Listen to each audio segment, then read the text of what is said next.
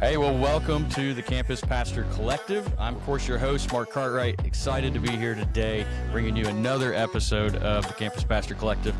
This week, we have a friend called Danny Franks, and he is pastor of guest services and events at Summit Church, but he has some experience and some time spent in the seat of being a campus pastor, still in multi-site. So he's going to have some great stuff for us today. Danny, first and foremost, tell us about your campus pastor day. Let's start there, so that way you can get a little groundwork for our viewers, our listeners today, to say, hey, why should I listen to Danny Franks? Well, Danny Franks was a campus pastor once upon a time. So tell us a little bit about that story first. Yeah, well, first, Mark, thank you for having me on. My campus pastor experience started like I think most of our campus pastors back in the day did. We were a 45-year-old, very traditional church when we moved into multi-site. I say moved in like it was intentional. We stumbled into it backwards with our eyes closed. And our first broadcast campus, we launched that with, I was a part of the campus staff team there, and we launched that with our executive pastor as the campus pastor. And about, I want to say it was about 7 or 8 months in, he and I were in the car. He was dropping me off somewhere to pick up my car from a mechanic. And when I got out of the car, it was the day before we were, everybody was like scattering for Christmas vacation. And as I get out of the car, he says, "Oh, hey, by the way, when we come back, we're going to talk about you becoming campus pastor at the Briar Creek campus." And I say talk about it like you're going to do it. And I can still vividly remember like leaning over into his window as he drives off, and I'm still leaning there going, what just happened? And a few months later, I was campus pastor. So was Awesome. in that role for about 3. Isn't that? I mean, that's great. I love that. That's the way that we did it. That's the way it goes.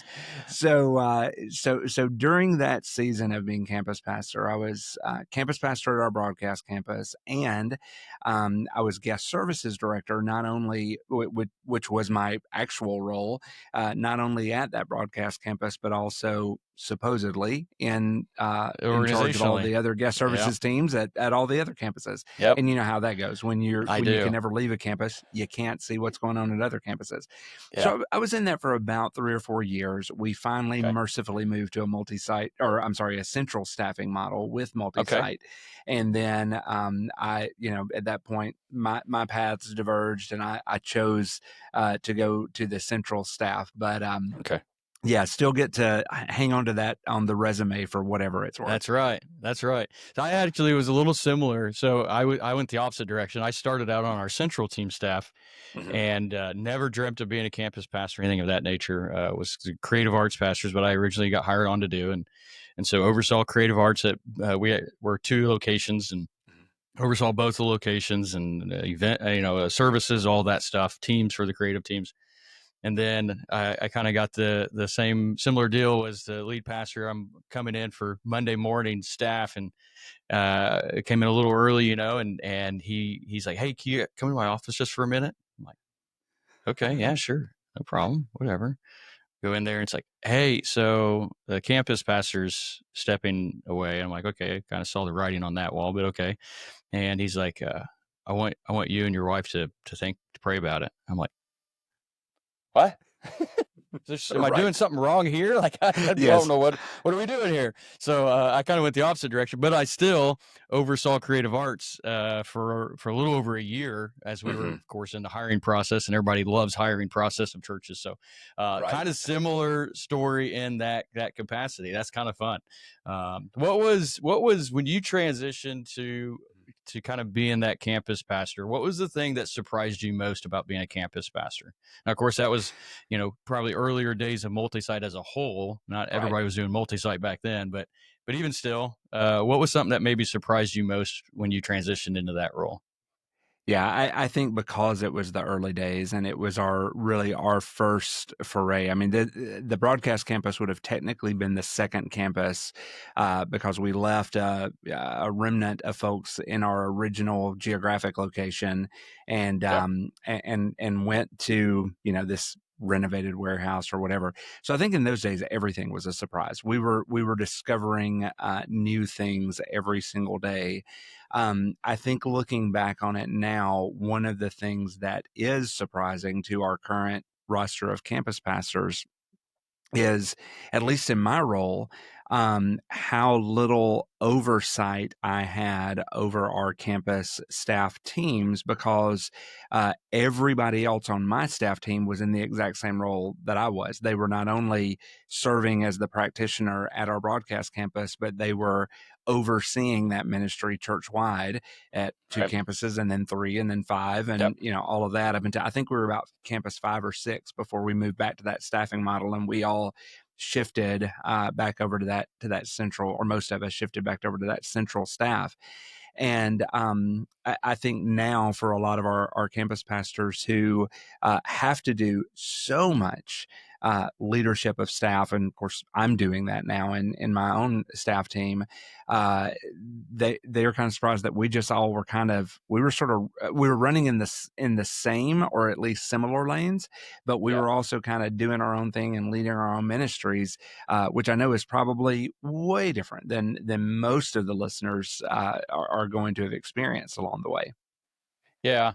Yeah, we kind of, I mean, we're two working on three still. We ended up sending one of our pastors out to plant a church, and so Hmm. we've been helping, kind of supporting financially with that. But working now, kind of brainstorming, looking again back to the map of that third. But yeah, we kind of, some of our central team staff would share location responsibilities, is how we Hmm. kind of phrase it, at our main location. We're not currently broadcasting to where I'm at. That's Hmm. one of the unique things that I do carry as a campus pastor, is we live teach at my campus. Okay. um, and that was kind of like a post COVID, trying to keep the thing alive, screen fatigue, all the things, and so Right. it was like we threw everything at it to keep our campus alive, and live teaching was one of those things to say, hey, we're just Hmm. going to do it all. And so far, we just never pulled that back. And if we ever do in the future, we do. But as of right now, there's no plan for that. Future locations will be broadcast. But yeah, our central team at our more so at our main location carry some of that location responsibilities Hmm. of a little bit as well. So we see that, but we also see that there's a future coming as you do multi-site, as you do add campuses. It's less. We learned this from I think it was Church of the Highlands that said it. It's you want to add staff where the ministry's happening, Hmm. not onto a central team. Like you want Right. it to be at the campuses where people are actually in the lives doing the ministry, systems and processes. You don't need 50 people to to write those out. So Right. so that's good. That's good. All right, let's jump in. You got some topics that you kind of picked out and want to focus with us today. So it's talking about volunteer and team development. That's huge at the campus level. Most campuses, even some as big as Highlands, are still heavily volunteer driven. And we're going to talk about Mhm. managing staff and leadership teams, which is another great one, because even as me as my whole team at our location, minus our worship guys, all volunteer. So even my leadership team, though, how do we pour into those guys? So let's start with building those strong volunteer teams. Why is that so crucial at an individual campus? Yeah, I mean, Mark, I think you just said it. It's because so much of our ministry happens on the backs of our volunteers. Like, if they don't show up, then there's a lot of things that grind to a halt. And our pastor likes to say often that when he became a pastor, he left the ministry, because Mm, so much of the ministry happens not only in what our volunteers do on a Sunday morning or during a weekend service, but also the way that we invest in them can have ripple effects into their everyday life, into how they're yeah. living and leading in the marketplace, in their neighborhoods, in their families. And so one of my goals for volunteer development has always been, I don't want you just to be good at what you do for us. I want to develop the kind of character skills, empathy skills, connection skills, all of those things in you, so that you can be a better school teacher, to be a better homemaker, to be a That's better good. physician, to be a better attorney, whatever it is. And I think so many times we lower the bar on behalf of our volunteers when they are capable of so much more than we give them credit for. We say their no for them, as my friend Jason Young likes to say. We soft pedal the ask that we are putting before them. And one thing that I am just firmly convicted of is we have people in our ministries, they want to be developed and they want to be equipped. Mm, Our one sentence job description as pastors is we're to equip the saints for the work of the ministry. We're not yeah. doing all of the ministry. We're equipping Right. them to do the ministry. That is our ministry, is to equip them for ministry. And so I'm firmly convinced that we have people in our ministries who are capable of so much more. And we have got to be committed to them, to their development, to their ongoing growth, not just what we can get out of them for an hour and a half on Sunday morning. Yeah, that's good. We say that my lead pastors told me that same thing. It's don't say no for them, and I'm good at Hmm. that Yeah. because especially like as campus pastors, we're in the lives of our team, our volunteers, our church as a whole, right? And so like I know these people are. I got some high capacity. We got some people. We got a university, so I got some high capacity leaders out of a Right. university. We got some large corporate businesses in our area. It's like, man, I got some of those guys. We got the hospital, high capacity doctors, nurses, things of that nature, all super high capacity, Hmm. are doing great things, could do so much in the church. But I'm always the first one to say, man, they don't have time for this. There's Right. no way they have time to go do this today or this week, or I am really good at that. And that's one of the things I harp on myself, but I also do relate that to my team. It's like, hey, we got to can't say no for people. And so I'm glad you Right. brought that up because I don't know, Jason, you said Jason Jason Young. Young. Yes. Yeah. I don't know if we stole it from him or where we got it from, but my lead Right. pastor tells me the same thing all Yeah. the Yeah. time. Yep. So I love that. Let's not say no for them. They want to grow. They want to be led. They want to serve. Hmm. What what are some practical things when it comes to that? Let's cover two things. One is how do we identify those good leaders, Hmm. and then two, what are some practical like ministry specific or how are you practically doing some of this leading, growing, training, whatever capacity that looks like? Let's cover those Sure. two things. Yeah, yeah. Let's I want to start by defining our terms and defining my role, because this will I think that this would translate to any kind of volunteer that you are leading, no matter the ministry that you lead, Okay. because I think that these are transferable principles. But to be very specific, when we talk about leaders, I'm really talking about anybody who serves in the local That's church. good. Because if Yes, you're taking a step to serve, you are you're leading out leading. Yep. ahead of a lot of other people. And so Yep. whether they We are would be the a same. team leader, yeah, or a first week volunteer, I'm going to count them as a Yes. leader. So we'll just Yep. use that term Leaders of the universally. church. Yep. Yeah. Secondly, I'm leading out in the area specifically of guest services, and while a lot of our ministries at our church would follow some of these same basic patterns, some of the very specific things and principles we've tried to follow over the years is when a volunteer gives you their yes, when they are, and that might be they're filling out a form to say, I'm interested in finding out more Yep. about this team, or they tell their friend, hey, you're serving at the front doors. How do I get involved in that? Or they Yep. come to you as a leader, whatever. They are implying that their yes is on the table. And Mhm. and at that point, our stewardship and our credibility kicks in.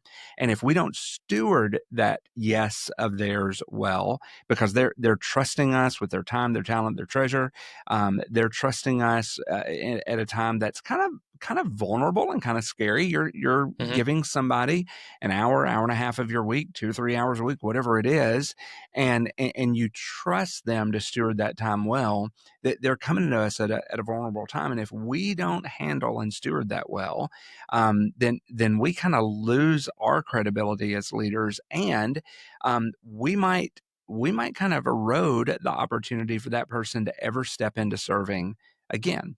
And Yeah, so that's good. there's the philosophy of that, like, why do we want to do that well? But then there's the very practical side of things.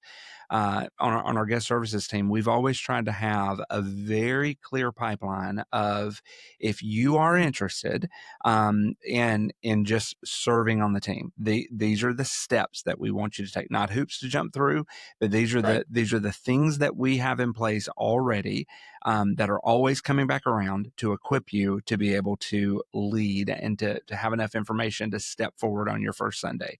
And then if you want to move from the leader who just started serving to a leader of leaders in your Yep. ministry, we've got a developed out leadership pipeline that will help you take different steps depending on what it is that you want to do.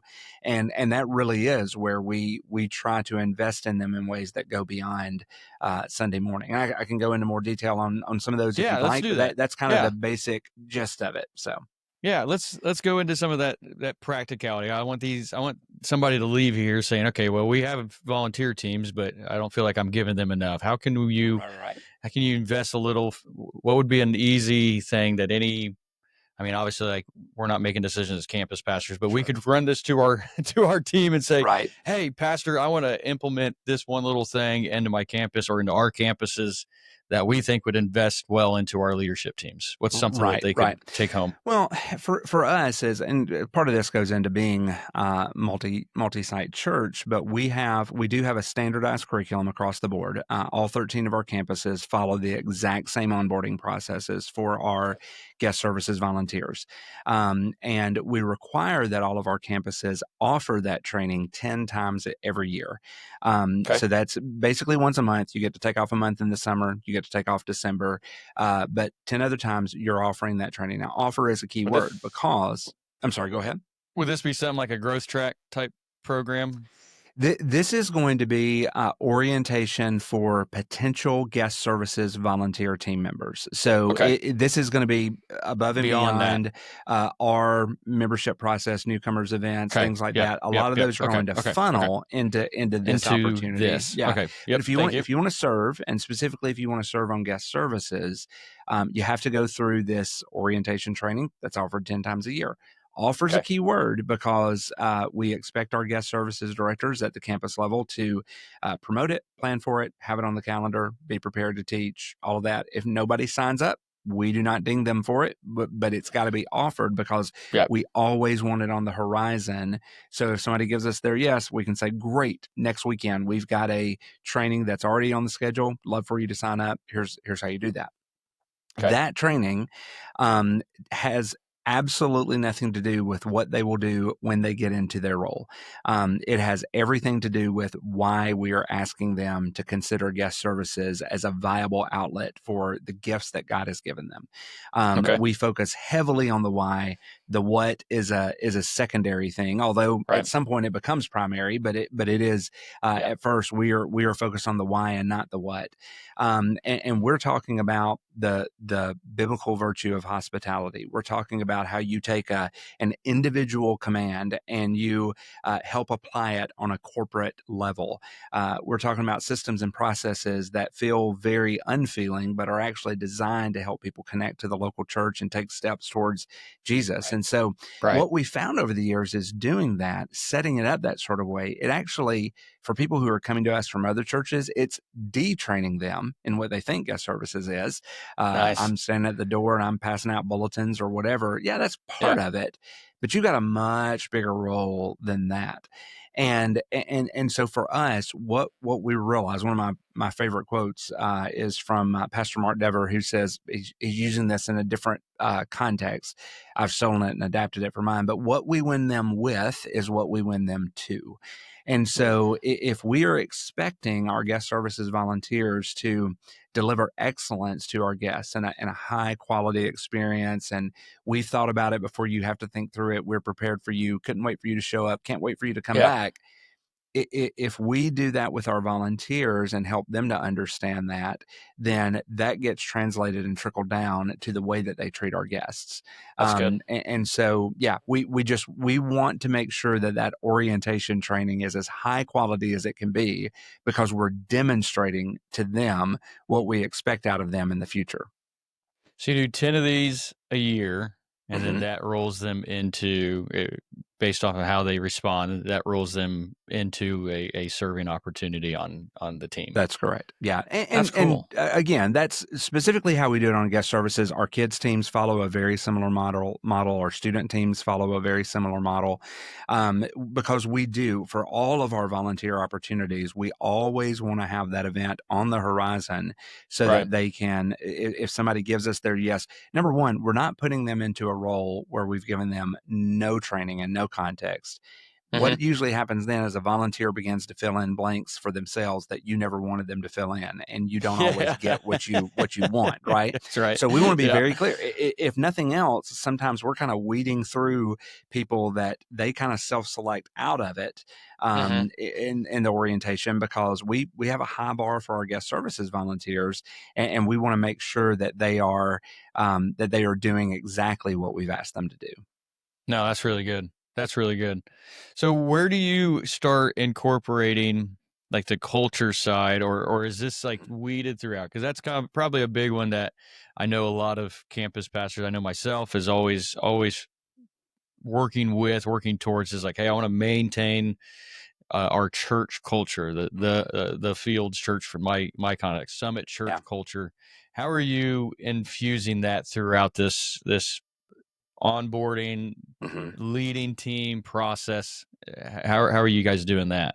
Yeah, that's a great question. One of our executive pastors has said over the years that if he had it his way, and he's an exec, I think he should have it his way, but That's kind of that he would the require for every covenant member of the Summit Church to go through our guest services training, because okay. it that team itself and that training encapsulates so much of who we are as a church. Over the last few years, we've adopted a saying on our guest services team that guest service isn't just a team that we're on and isn't just something that we do on a Sunday morning. It's actually who we are. Mm, It's a part of the entire. It's woven into the DNA of our entire church.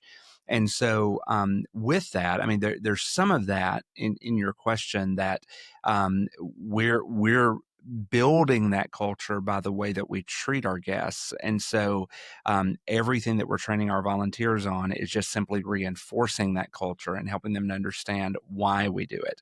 that's good. We asked them to think back to when they showed up for the first time, and it wasn't just about having somebody in the parking lot and somebody at the door and somebody at the first time guest tent. It was the fact that we had thought through every possible combustion point that you're going to have, and we Hmm. removed every single barrier so that you would be able to clearly hear the gospel. And now That's good. you have that opportunity, not just to stay busy on a Sunday morning and not just to check off a box to say that you served, but you have the opportunity now to provide that experience for others that was provided for you, when you came in. And to go back to the culture piece, Mark, I think that it's important to be said that all of this kind of comes back to one of our identities as a disciple, which is to be a servant. Jesus said, That's "Son of good. Man came not to be served, but to serve others, and to give his Serve. life Yeah. as a ransom for many." We have a very, very, very small shadow of that whenever we give up the freedom of just showing up at church and leaving with everybody else on a Sunday morning to actually get there early, stay there late, serve other people.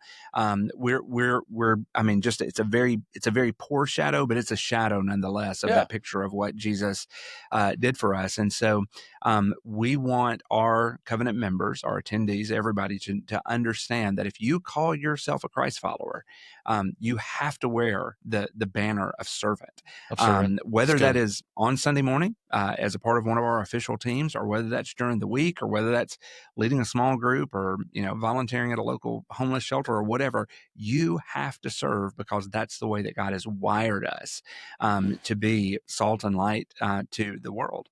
That's so good. Man, that's really good. I'd love to. I want to have to. Like, I want to be a fly on the wall in some of your guys' training there. That's just phenomenal. Sounds amazing.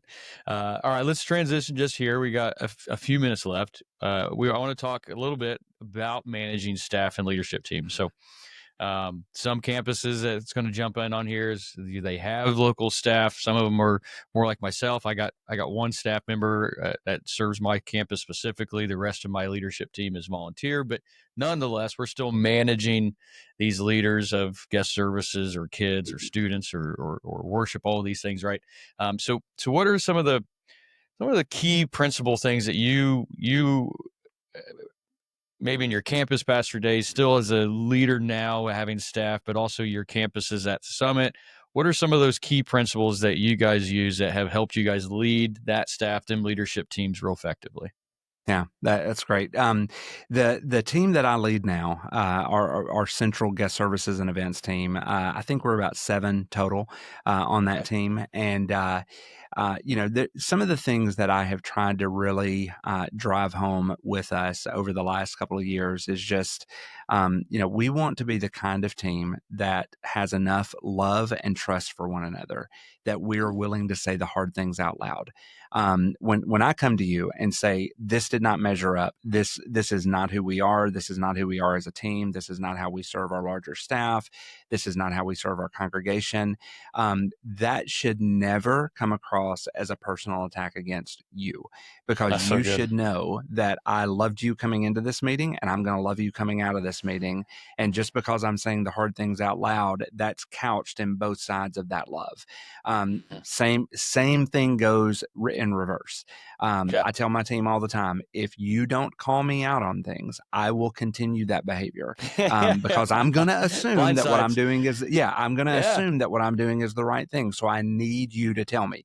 I am That's good. of a certain age where I now have to tell my team, if I've told you this story, stop me. And 9 times out of 10, it's stop. You told it Yeah. last week. Like, great, fantastic. It's I've a really become my great story, though. I father-in-law. want to share it Yeah. again. Yeah, I've become my father-in-law. Thank you so much. That's great.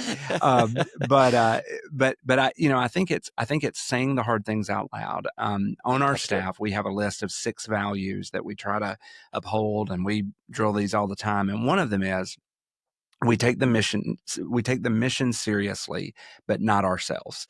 We're Oof. very, very serious about the mission of the gospel, the mission of our Yeah. church, the mission of sending every member. All of those things are very true of us.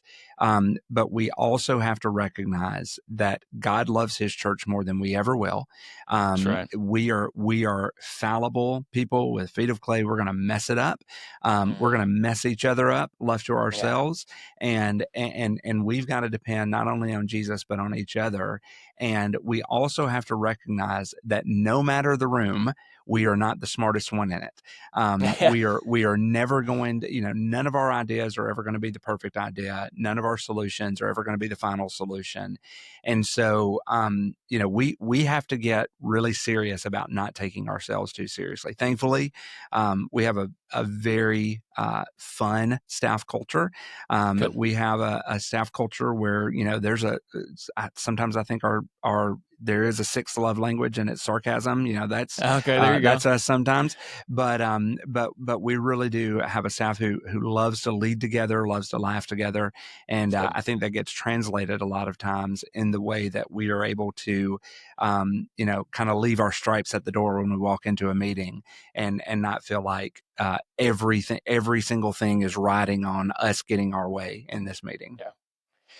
Speak to the guy who's listening, who just heard you say that, and I can relate to it quite a bit. I love our staff. I think we have a phenomenal staff culture. Our lead pastor, executive pastor, have done an amazing job at how they create the culture inside of our staff. Not that it's Mhm. always perfect. You're always tweaking stuff, but I think we got a Yeah. really good one. Speak to the guy who's sitting out there and is like, man, I can't relate to any of that. What's the one step, one thing that they could be like to turn the trajectory of their staff culture, whether it's at their campus or Mhm. maybe it is a bigger staff culture? Speak to that guy real quick. Yeah, yeah. Just for sake of argument, let's say that we're talking about a campus pastor who feels that way about their lead pastor. Not that that would ever There we go. happen with anybody Never listening happened. to this Correct. ever. And yeah, Correct. I Yes. actually, I actually love our lead pastor. Worked with him for the last 22 years, and so Uh, I'm, I'm, I'll get that out of the way so nobody thinks I'm yeah, really talking about him. I Um, say the same thing. I love my yeah, lead pastor, but allegedly there's lead pastors out there who aren't as great. right. So We I don't know hear what that those looks stories. like. Yeah, right, right. I would say to that guy, unfortunately, you're not always going to be able to make everybody your best friend or even your kind of friend, and that's not always even necessary. Your Right. your your lead guy doesn't need to be your bestie, that you're hanging out with all the time. If he is, fantastic. That's a great blessing. But you also shouldn't always wait on him to figure out the benefits and the blessings of that. And I think for those who keep waiting on their lead guy to reach out and say, hey, let's go grab lunch, or let's go read this book together, let's go do this thing, you may be waiting a really long time, and you're getting frustrated over something he's not even aware of. Yeah. So I would say you take the initiative. Figure out, number one, how do you add value into that staff member's life, whether they're your supervisor or they're a Yep. lateral staff member or they're a direct report of yours or whatever. Yep. How do you add value into their life? Apart and beyond from the things that they do for you or you do for them, how do you serve them well? How do you go over and just assist them in things that have nothing to do with your job description, just because you want to serve and you want to be a blessing to them? And I think when we get proactive in serving our staff, we might be very surprised at what those that's a hard word, reciprocal benefits are that come back our way. We'll put a subtitle down there. That's right. That's right. Just to fill it in. And This is the word he's looking for right here. yeah, Tennessee accent on a Texas Kids podcast. This is not going to go well for either one of us. It will be fine. Yeah, We'll be fine. that's right. That's really good. And I understand there's going to be some out there who say, well, no, like as a lead pastor or as, somebody who's over me, my executive pastor or campus leadership, whatever, like they should be the one. I'm with you. I don't necessarily agree with that. Like I remember when I first started attending, so I attended our church before I came on staff. And I attended for, it was 4 or 5 years before, and not that we didn't have staff positions open, but before I was ever introduced to a staff position, even though that's what I was pursuing, shortly after I started attending, I'm like, man, I really want to do this. I knew I wanted to be in ministry anyways. And then I got to this church. I'm like, man, this is where I want to be. But with the thing I did, and I've seen guys since then who tried to do the same and have failed, is I pursued my lead pastor. I wanted his mentorship, and he taught me this, and I fully agree with it. I think Maxwell, which I'm a big Maxwell guy, and you talked about adding value to people. That's Maxwell 101.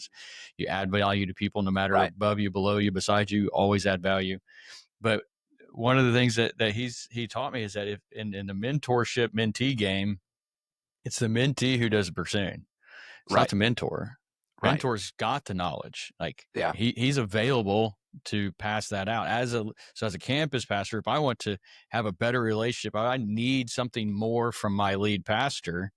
Well, he don't know, right? Yeah. Like he's probably treating you the same that he treats campus pastor 2, 3, 7, 8, 12, right? Like he thinks he's doing all right. He doesn't realize you need an extra touch. And so, like go pursue that lead pastor, say, hey, I need an extra touch. I need that extra lunch. I need that extra book study or, meeting, whatever. I think that's great. And that's exactly how we should be. Yeah, flip that though for those that we lead, right? I tell the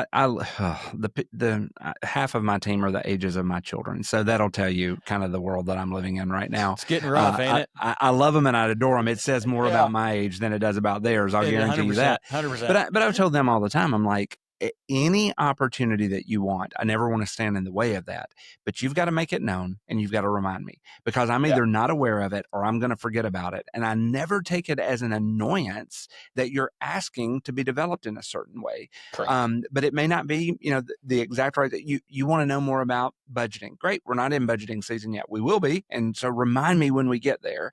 And I think that those are the kind of things that we've got to always, that's part of saying the hard part out loud. If I don't think you're, if I don't think this is something that you're ever going to be ready for, I'll tell you that. But 99 times out of 100, it's you're not ready for it now, but you will be one day. So let's get you equipped up and ready for those things. And so I think that is part of our role as leaders is to invite them that we lead to invite us back in to help them develop when they feel like they're ready for it. No, that's so good. Yeah, that's very good. Man, what a phenomenal conversation we had today. I really appreciate you and your time today. And I know everybody who's going to tune into this is going to, there's just quality content. Like I'm going to have we'll do you a call back here before long, because this was great. Just gold. Let's do this before we sign off.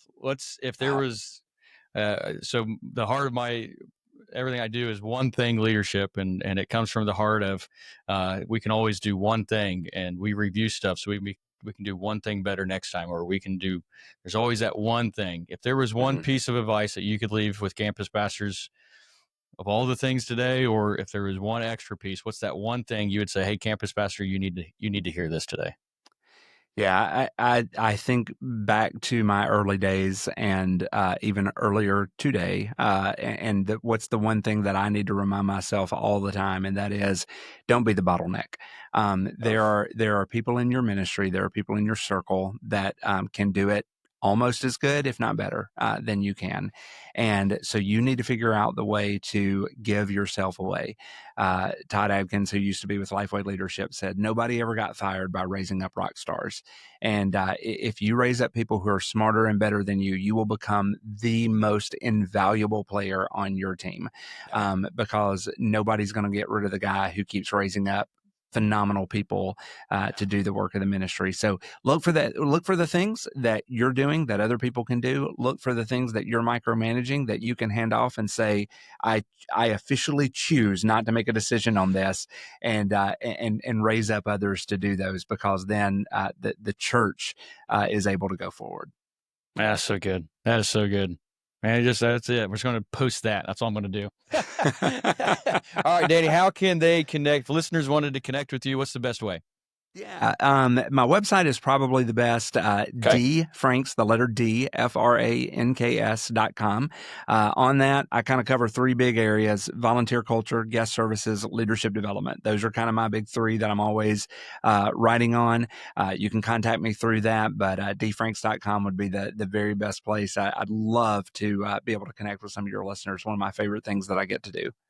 Yeah, for sure. All right. We'll make sure that gets in the show notes as well, so you'll be able to track down Mr. Danny Franks. Sir, again, appreciate your time today. Thank you for being on and pouring into us campus pastors out here trying to grow God's kingdom. Very thankful for you. All of you listening out here today, thank you for joining us. This has been another episode of the Campus Pastor Collective. Thanks, Mark.